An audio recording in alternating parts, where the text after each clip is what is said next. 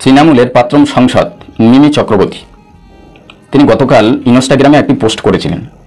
সেই পোস্টের নিচে কমেন্ট বক্সে কোনো একজন মমতা ব্যানার্জির আরজিকর কাণ্ডে 10 লাখ টাকা দেওয়ার বিষয় তুলে কার্যত মিমি চক্রবর্তীকে অপমান করেছেন এবং দূষেছেন এবং তাকে কুরুচিকর কমেন্ট করেছেন।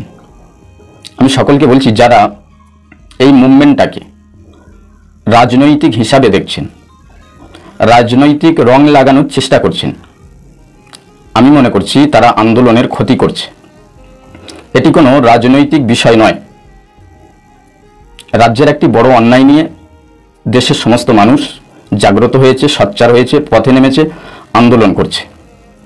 এজন্য করে আমি অনুরোধ করে আপনাদেরকে বলবো, নেটিজেনদের ভিতরে এই কাদা ছোড়াছুড়ি বন্ধ করুন। আসুন রাজনৈতিক গ্লানি থেকে বের হয়ে আমরা সবাই একসঙ্গে পা মিলিয়ে, গলায় গলায় গলা মিলিয়ে, কাঁধে কাঁধ মিলিয়ে আন্দোলন করি, প্রতিবাদ করি, অন্যায়কে প্রতিরোধ করার চেষ্টা করি। সুস্থ থাকবেন।